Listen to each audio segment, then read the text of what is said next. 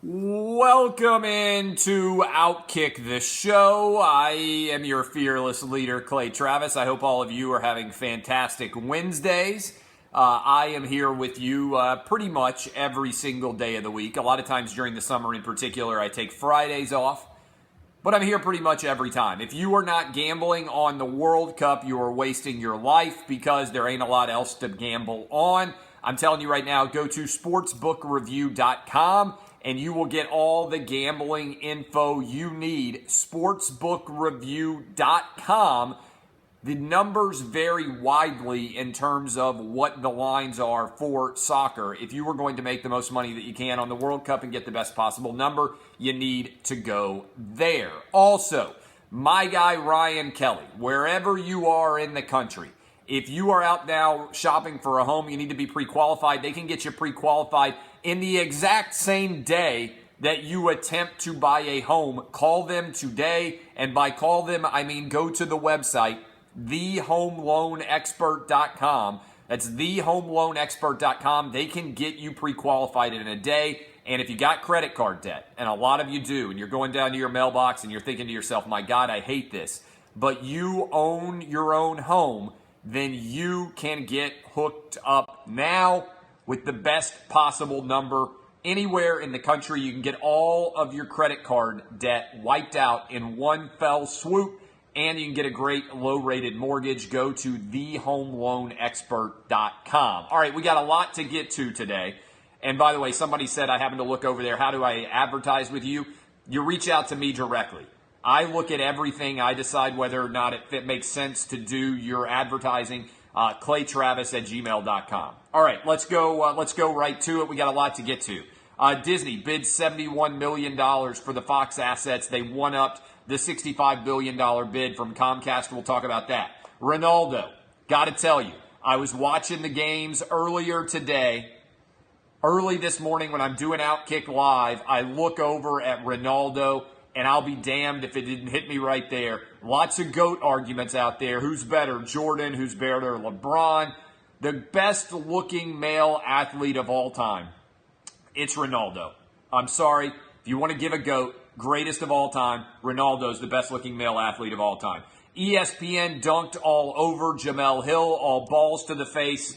Scottie Pippen on Patrick Ewing style. It's unbelievable to see what they said. I will give you those quotes. Mike Leach is going after our favorite John Curry mouthpiece, Dan Wolken. Dan Wolken, as I like to call him, who was so bothered by what Mike Leach tweeted that he had to write a lead article in USA Today about it. We'll discuss. And where will Kawhi end up? How much fun is it to say the word Kawhi? Is it the most fun name ever in the history of the NBA to pronounce? Kawhi. I think it is. I love it. I feel like I'm in Hawaii every time I say it. We'll get to all that and more. But first, we begin with this. Disney bidding $71 billion for Fox assets. Now, if you haven't been paying attention to this story, I am, of course, utterly fascinated by it. I want to know how this is going to play out. It's a major battle for the future of media. Disney initially reached a, I believe, $52 billion deal with Fox, and then Comcast came in on the top and offered $65 billion in all cash. And yes, by the way, before we get going any further, I've given you 3 stocks to buy: Twitter, Netflix, and WWE. How about some props out there in the Periscope and Facebook streets for the fact that I'm not sure it's possible to have given you 3 better stocks to buy? The amount of money that I have made you, if you just blindly listen to me and went straight to your broker or went straight to your online stockbroker account, and just because you watch this show, just because you listen to me talk every day, you said, you know what, I'm going to go out and I'm going to buy Netflix, I'm going to buy WWE, and I'm going to buy Twitter, just because Clay Travis told me to do it, that he was doing the same thing, you would have made tens of thousands, if not hundreds of thousands of dollars, depending on how much money you actually have. I mean, again, I don't charge you anything, and I just give.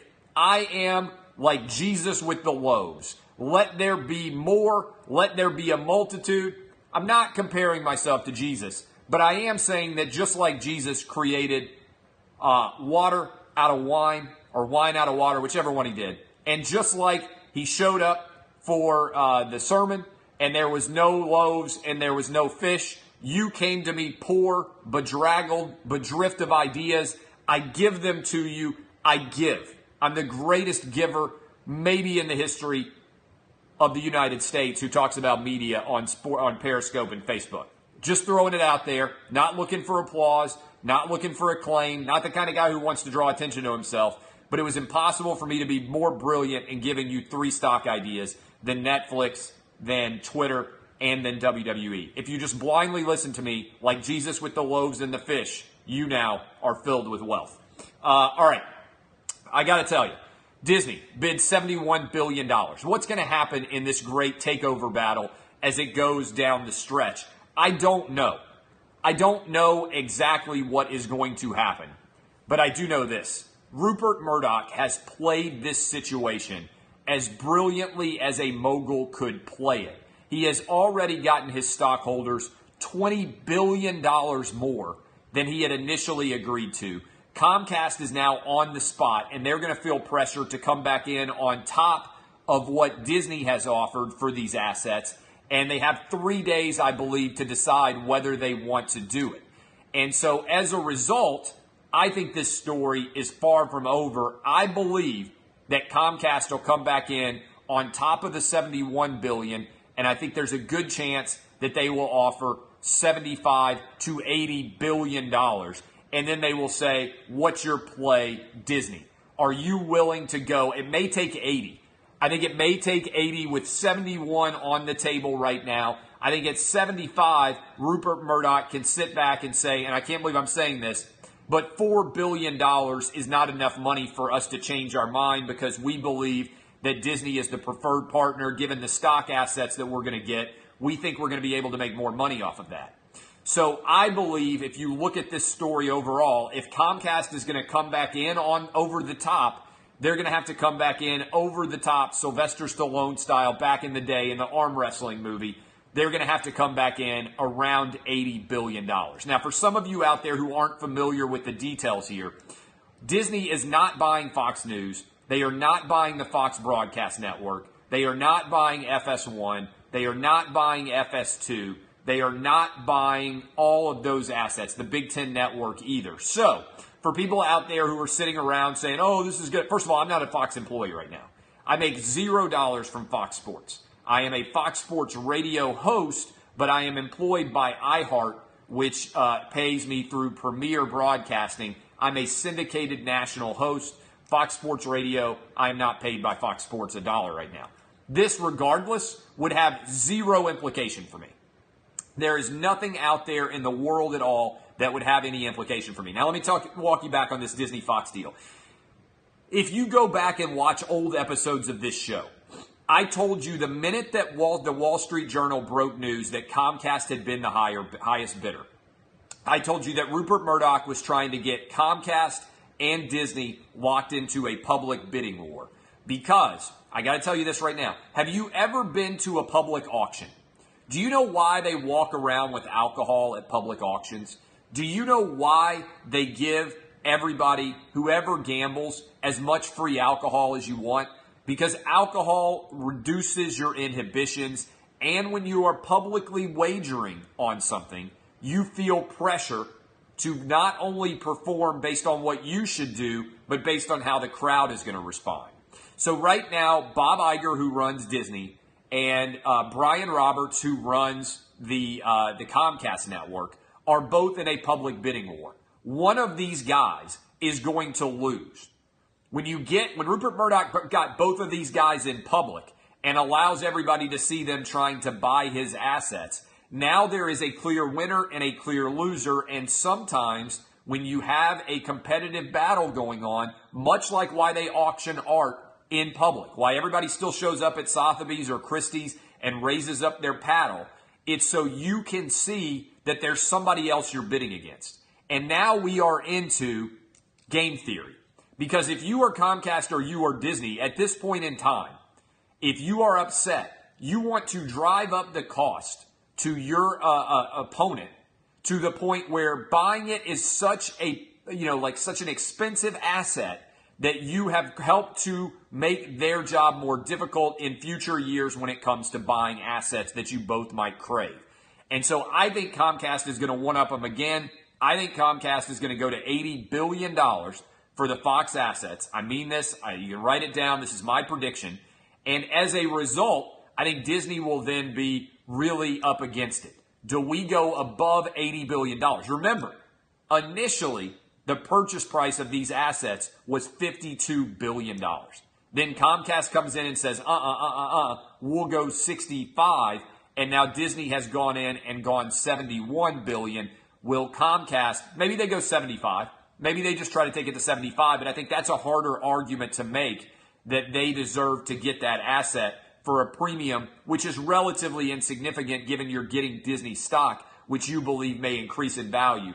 I think Comcast has to go to 78, has to go to 79, might well have to go to $80 billion to try to make a play here now. They'll decide in the next 3 days. If you are not following this story, it's an amazing one. Also, if you are a sports fan and you're sitting around saying, why should I care about this?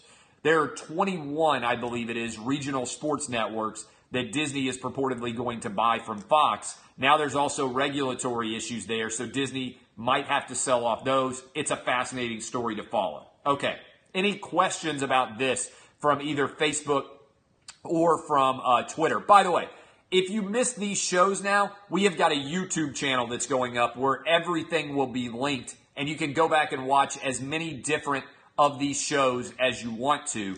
And we're also tweeting out different clips of everything that is out there. So I would encourage you guys to check it out. But I want to make sure, I try to answer questions. I want to make sure that there are no questions here that I'm missing. If you have any questions about the Disney-Fox battle, now is the time to pop into the comments and ask me on either Facebook or Periscope. But yes, that is a big addition. YouTube, every show that has ever existed will now be up on YouTube. You can go get in a drunken fight with your spouse, lay down, be bored, and be like, the only person who can make me feel better right now, it's Clay Travis. I'm going to go to a Clay Travis marathon. You can pop it up, and you'll be able to stream it all. We started off streaming live from YouTube. We didn't have much of an audience a couple of years ago. Maybe we'll go back to it. How is it a conflict of interest? All right, stock tips. I think if you want stock tips from this battle right now, if you believe like I do that it's going to go to $80 billion, then buying Fox stock would still be a good move right now. Should have bought it a while ago, but buying Fox stock would still not be a bad move. Your upside's probably not more than like 10%, but it's still not a bad move. Fox stock, I think, is up like 7% today. I need Dow Guy to hop in and tell me exactly what's happening there. So if you believe like I do that it could go to $80 billion, I think you could make a couple of more dollars, maybe $3 or $4 more dollars in the stock. But it's a high risk now. Most of the easy money has already been made. And by the way, should have listened to me. Not the kind of guy to brag, but Twitter, WWE, and Netflix, you'd be filthy rich if you just bought those 3 stocks when I told you to do it. Okay, Ronaldo. I was watching Ronaldo and Portugal play against Morocco this morning while I was doing the radio show on Fox Sports Radio. Remember, 300 stations out there, all 50 states, satellite radio. You can listen to me early in the morning. Why would you not start off your day with this melodic voice?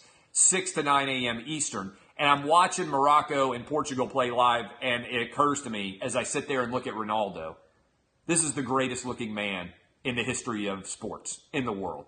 Now, I know some of you out there are not agreeing with me. You are what I would call blind. Because the simple truth is this. With an unblemished record of heterosexuality, I got to tell you, Ronaldo is the best looking man to ever play sports. He's better looking than David Beckham. He's better looking than Tom Brady. He's better looking than The Rock. He's better looking than Jason Taylor or any of those guys. All right? Better looking than all of them. I have heard sources close to me tell me that those men are considered to be really good looking. I don't notice. And by the way, this is a joke. If you are the guy out there right now, who's like, I don't notice if guys are good looking or not, you are a liar and you might be gay. Because I will tell you this right now. Straight men notice when other straight men are incredibly good looking, and they aren't threatened by noticing that other men are good looking. I'm not saying I want to sleep with Ronaldo. I'm not saying I want to date him. I am saying it wouldn't be bad to walk into a bar beside Ronaldo someday. I think that his wing pickup opportunities would be pretty good. And look, I have done television with incredibly good-looking men in sports. One day, back in the day, and I think it was because everybody hated me, they put me on a show with Brady Quinn, Matt Leinart, and Joel Klatt. And then they also rolled in Petros Papadakis. And you want to talk about 3 gorgeous guys and 2 ugly guys? You have never felt uglier than when Brady Quinn, who looks like Superman, is on one side of you, then Matt Leinart, who's like 6'5" and owned all of Hollywood, is on the other side.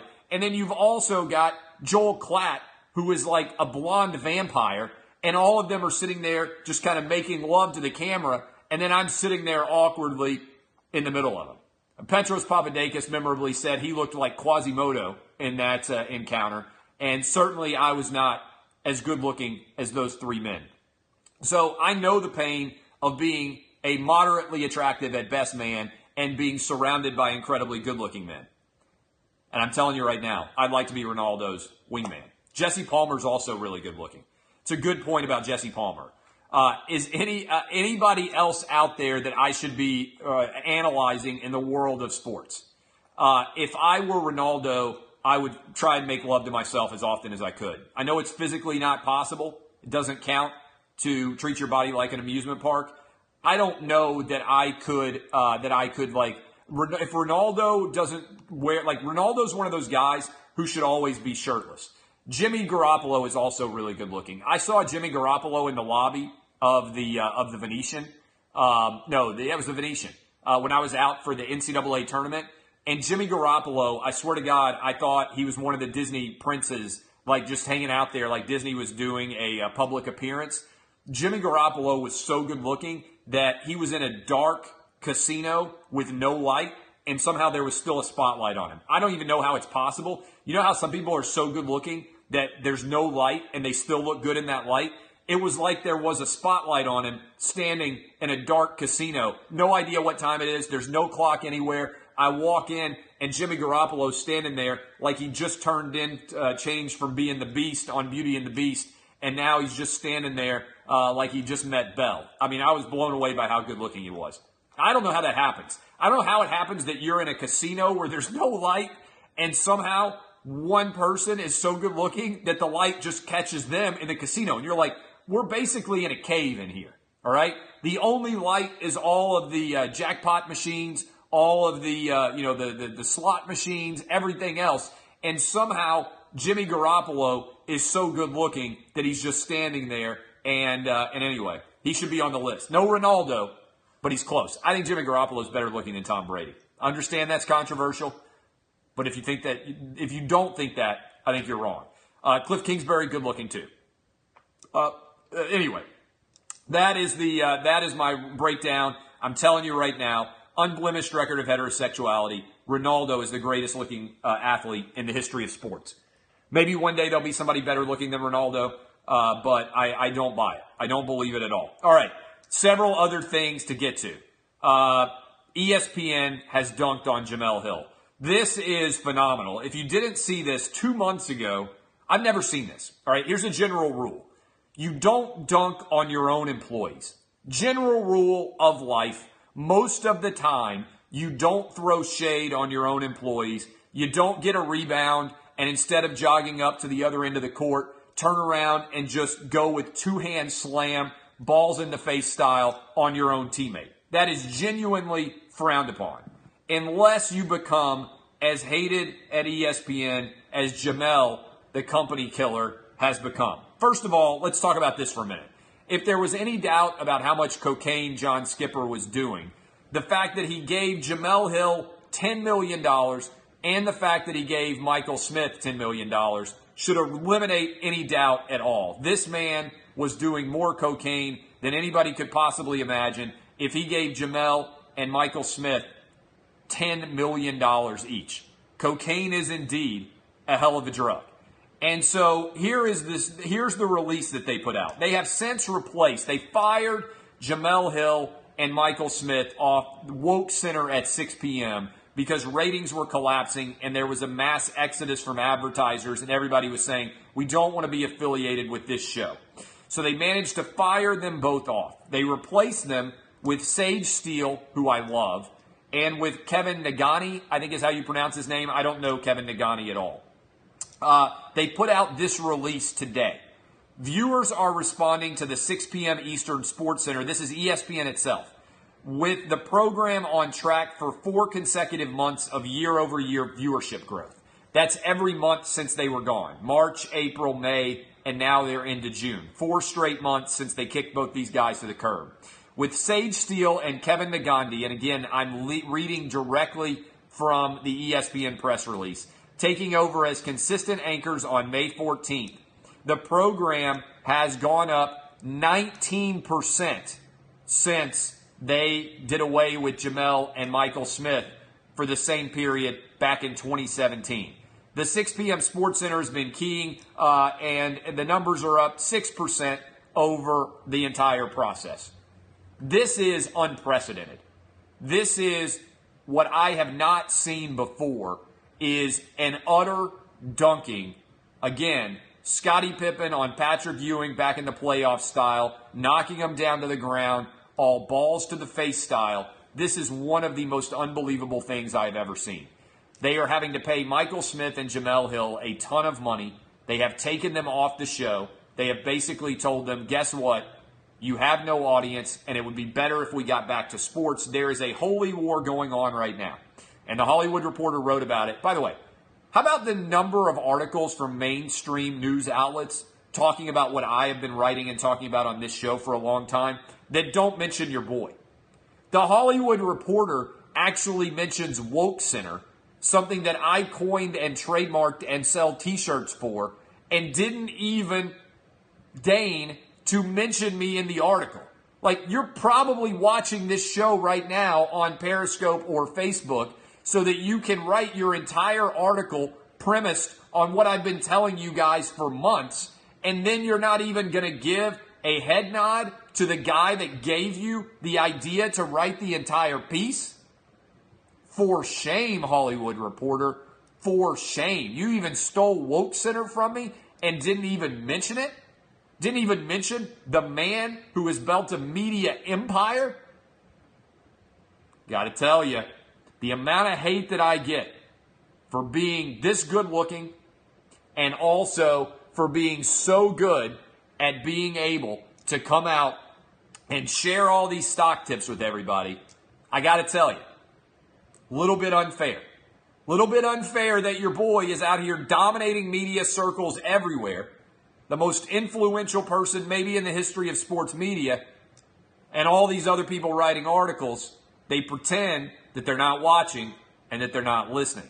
But I know you are, and we know you are. And you know what's going to happen? When my book comes out in September, it's going to be hard to ignore. One of the good things about writing a book is when suddenly your book is everywhere and everybody's talking about it, everybody has to take a step back and say, wow, maybe this guy Clay Travis actually knows what he's talking about, and maybe he's created a massive audience of people who want to read what he writes. By the way, I do hope you read it. Republicans buy sneakers too. If I don't outsell Michael Bennett, there's going to be hell to pay. I don't know what I'm going to do, but there will be hell to pay. Michael Bennett sold 3,000 copies in the first week. That's my only goal right now. People say, oh, I want to be number one on the New York Times bestseller list. I want to be on the New York Times bestseller list. I want to make a lot of money off my book. I just want to make sure that I dunk on Michael Bennett. I just want to make sure that Michael Bennett gets flown back into the third row and that my listeners and my viewers and my crew out there, unlike Michael Bennett's crew, actually reads. That's my goal.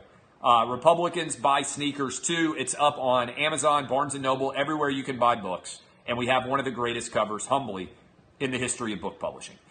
So, I'm asking you, go ahead and go buy them. You can be a VIP, by the way, at Outkick, and you get an autographed copy for $100. You can go do that. You'll get it on the release date, and it'll have my John Hancock in there, except it will say Clay Travis instead of John Hancock. And hopefully you guys will all love them. Buy them for your friends. Here's the other thing. If you've got friends who don't like them, is there a better thing you could do than buy my book and give it to them? Just to drive them insane? Oh, I would love to see their faces. I'll retweet them if you give it like you're like, hey, buddy, I got a present for you. You wrap it up just to see their reactions when they open it up, and you tell them, that guy Clay Travis speaks the truth. And by the way, he made me so much money telling me to buy Twitter and and WWE and Netflix that the least thing I could do was spend $100 by buying 5 of his books, which, by the way, is like $16 on Amazon right now. $16. Don't be cheap. DBAP, remember, but sometimes SBAP. Give my book to as many people as you can. All right. I don't know if you saw this, but Mike Leach is now feuding with Dan Wolken because Dan Wolken, as I call him, Dan Wolken, had the audacity to take issue with something Mike Leach had tweeted and say it was unacceptable. Now, if you have followed me at all, you know that the only thing that is ever considered to be unacceptable is an opinion other than a far left-wing opinion. So Mike Leach, it appears, might be a Trump guy.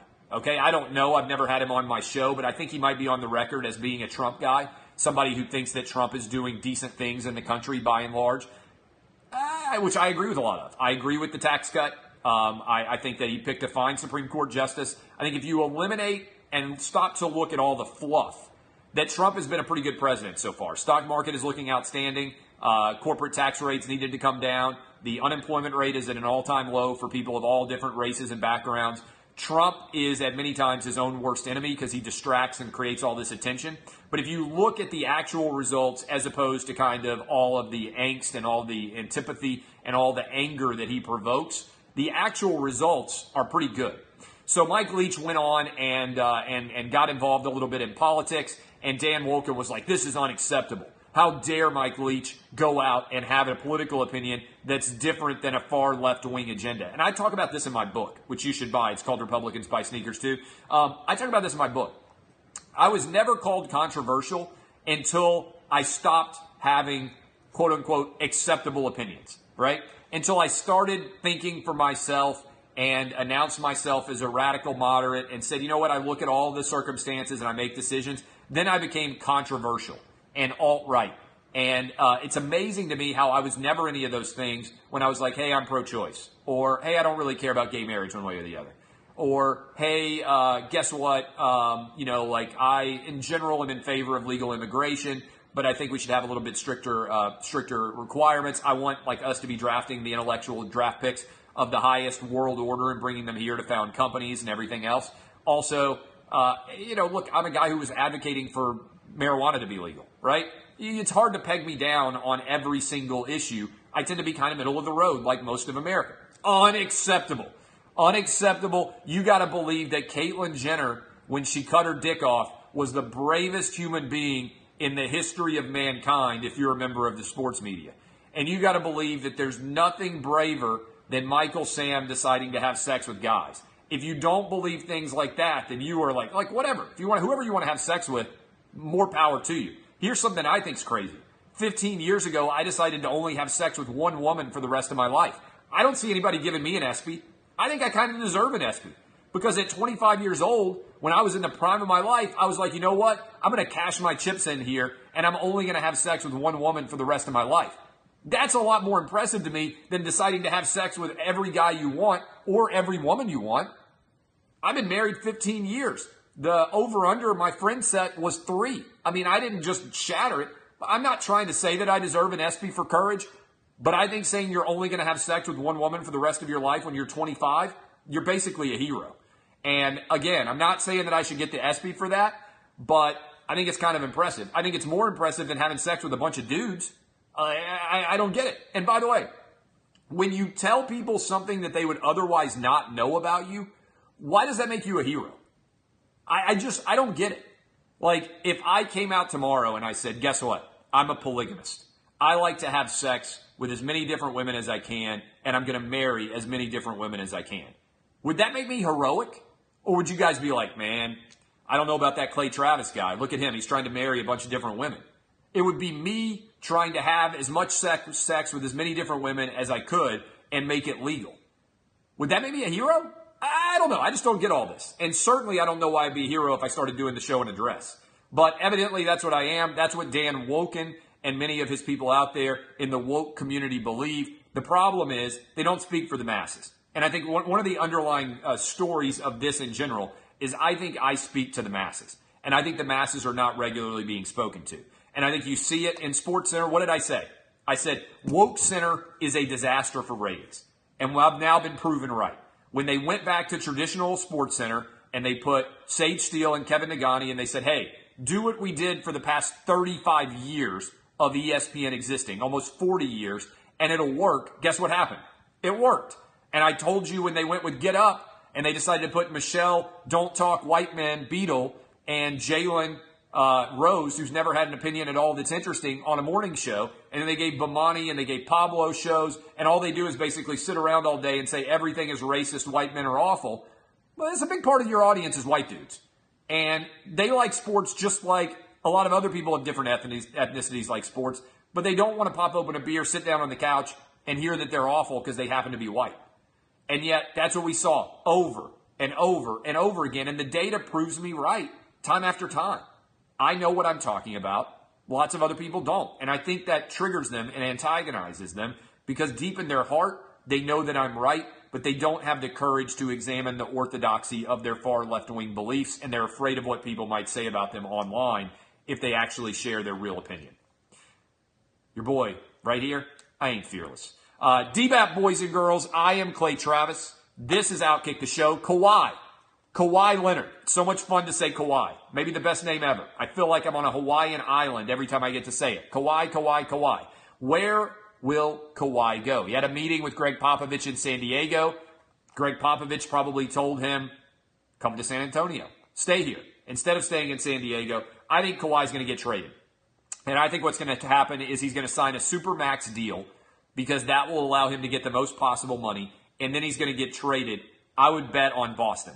I think Kawhi Leonard is going to end up with the Celtics. I think that is where he's going to go. That is my bet, boys and girls. I don't think the Spurs are going to want to send him to the Lakers. I don't think they're going to want to keep him in the West. I think they're going to ship him east where they don't have to play him as often. And because the Celtics have a lot of assets that they could theoretically give up. Keep your eye on it. My prediction right now is Kawhi Leonard to the Celtics, LeBron James to the Lakers. I love you guys right now. Greg Popovich may well have told Kawhi Leonard DBAP, and Kawhi Leonard might have responded SBAP, because general rule, don't be a pussy, but sometimes be a pussy. I'm Clay Travis. This has been Outkick the Show. If you enjoy the show, share it with your friends. We're now on YouTube. You can watch us whenever you want. A series of videos. We just keep coming one after another. Kisses. Hope you bought Twitter. Hope you bought Netflix. Hope you bought WWE. Not the kind of guy to brag, but you should be filthy rich. And you would be if you just listened to me. I'm Clay Travis. This is Outkick the Show. See y'all tomorrow, 6 to 9 a.m. Eastern on Fox Sports Radio. DBAP, unless you SBAP. See y'all. Love you. Bye.